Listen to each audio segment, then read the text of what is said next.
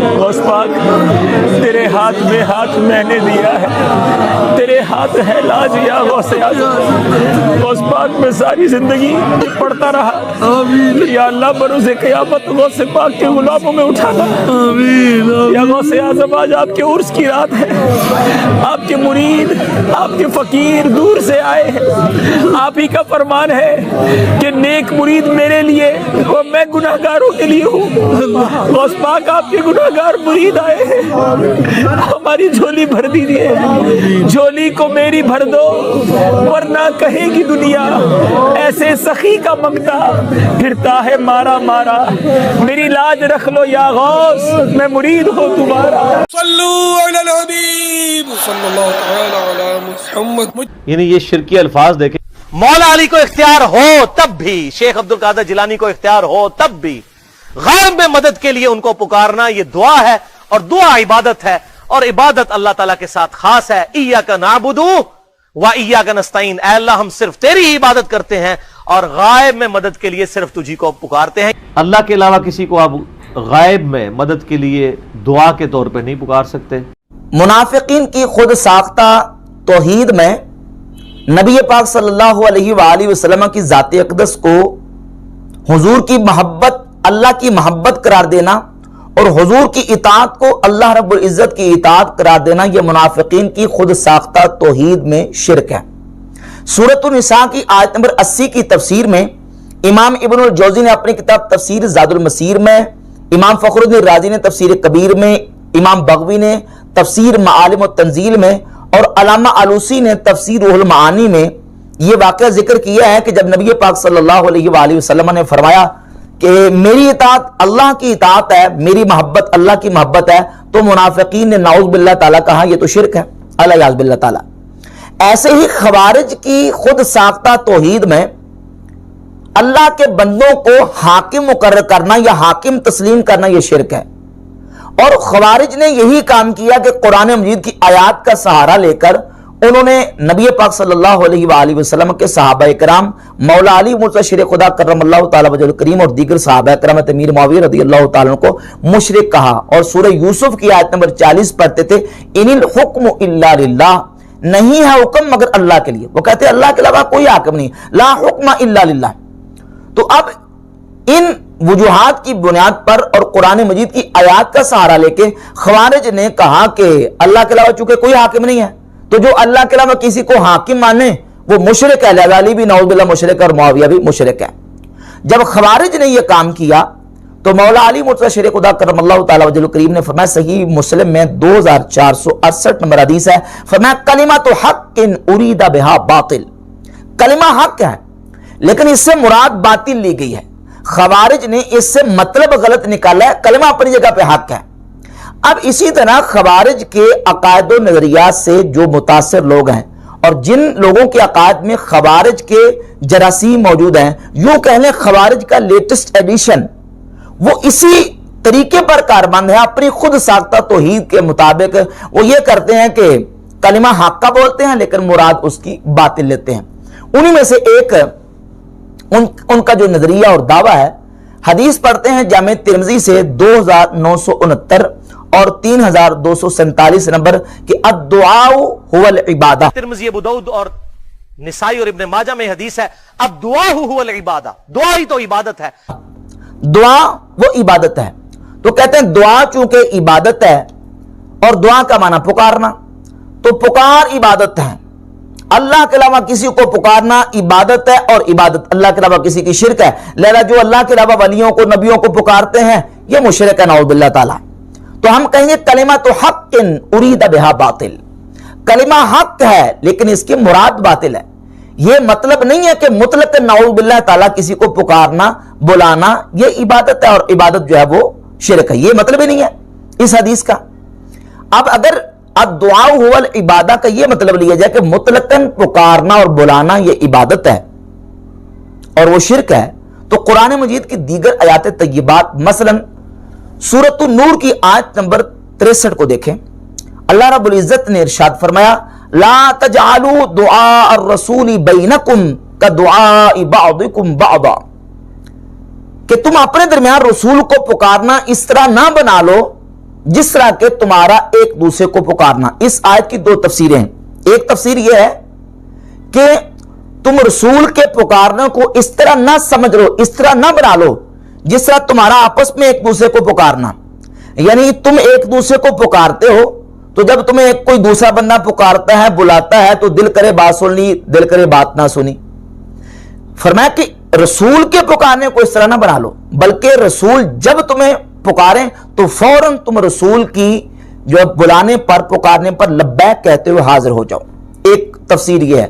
اور دوسری تفسیر یہ ہے کہ تم رسول کو اس طرح نہ پکارو جس طرح کہ ایک دوسرے کو پکارتے ہو, بلکہ القابات کے ساتھ تم نے رسول صلی اللہ علیہ وآلہ وسلم کو پکارنا ہے. تو اب دونوں تفاسیر کے مطابق, ایک تفسیر کے مطابق دعا کی نسبت ہو رہی ہے مومنین کی طرف, اور دوسری تفسیر کے مطابق دعا کی نسبت رسول کی طرف.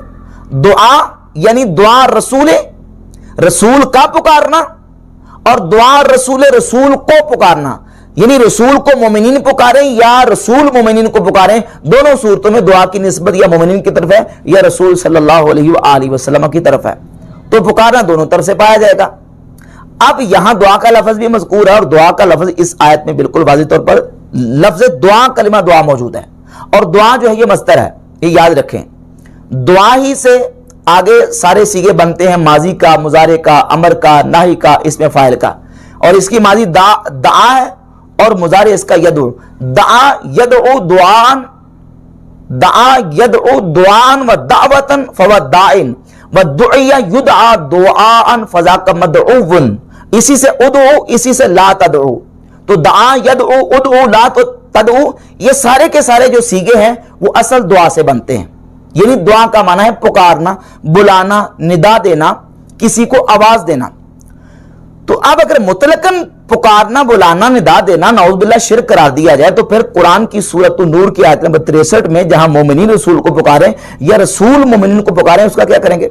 اسی طرح ایک اور آیت سورہ آل عمران کی آیت نمبر 153 ہے.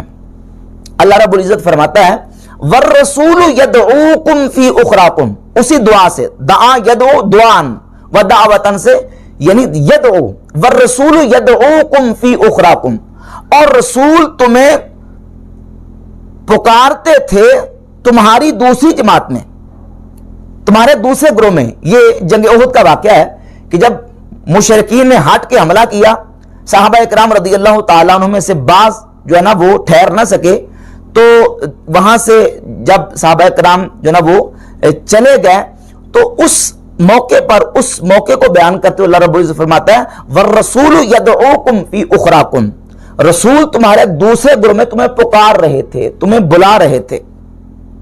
اور اسی طریقے سے دیکھیں سورہ بقرہ آیت نمبر 260 میں اسی دعا سے امر استعمال ہوا.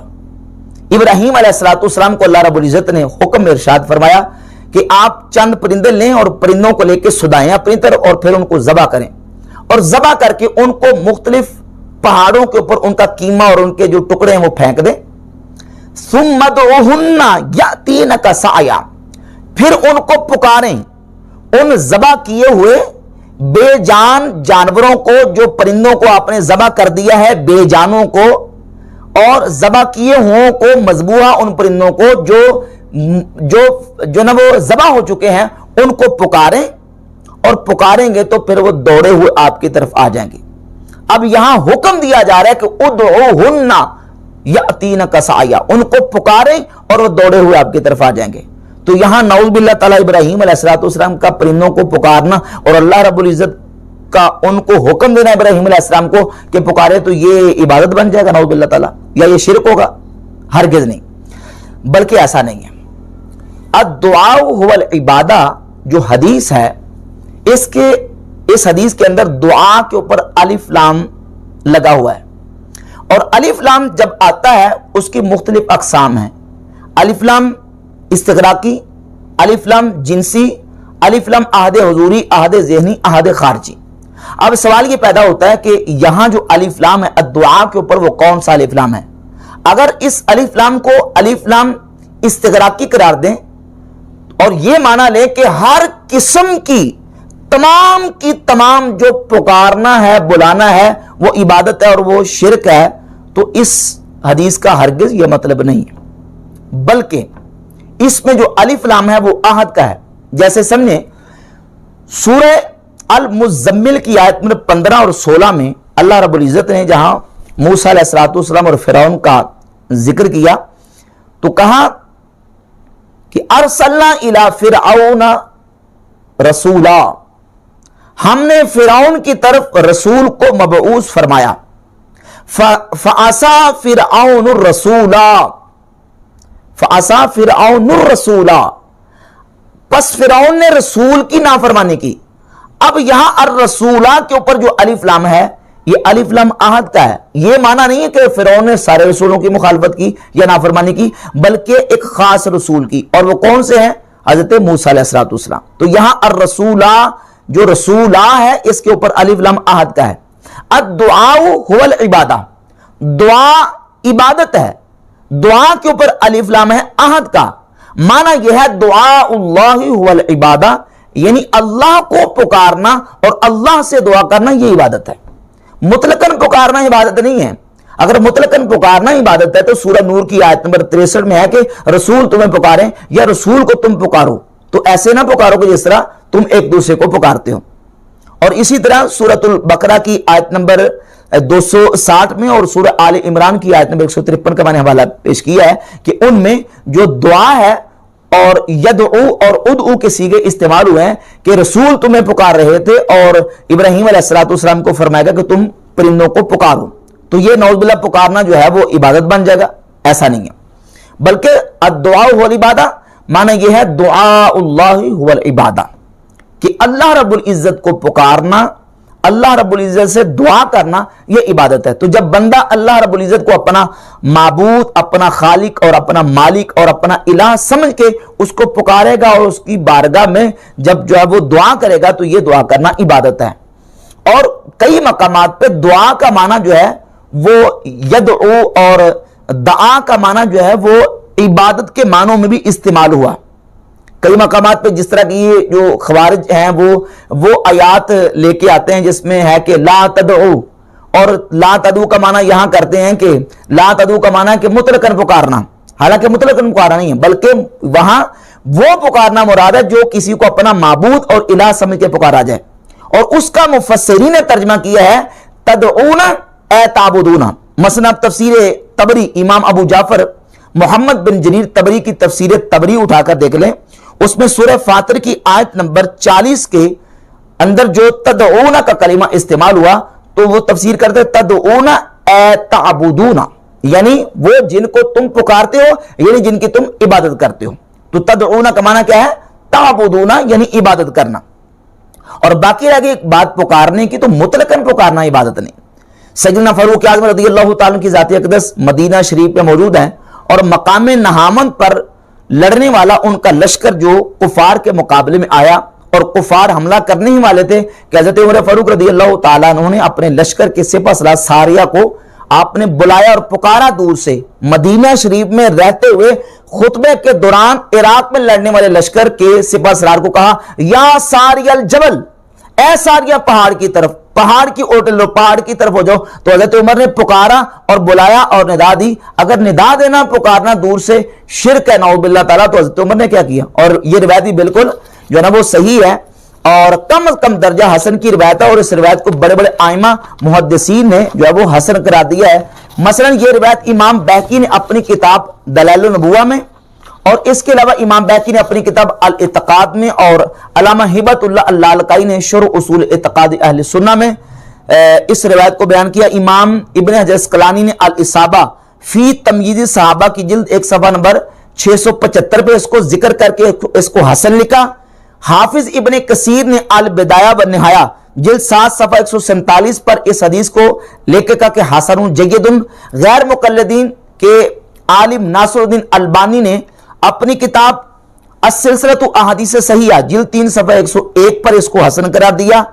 اور اس کے علاوہ امام جلال الدین اسیوطی رحمۃ اللہ علیہ نے الدرر المنتصرہ فی الاحادیث المشتہرہ جو مشہور احادیث ہے اپنی اس کتاب کے صفحہ نمبر 425 پر اس کو مشہور احادیث میں ذکر کیا ہے۔ ابن تیمیہ نے اپنے فتاوی ابن تیمیہ میں حضرت عمر رضی اللہ تعالیٰ کے کشف کی دلیل کے طور پر اس روایت کو ذکر کیا، اور ابن قیم الجوزیہ انہوں نے اپنی کتاب مدارج السالکین میں حضرت عمر کے کشف کے طور پر اس دلیل کو بطور دلیل کے ذکر کیا۔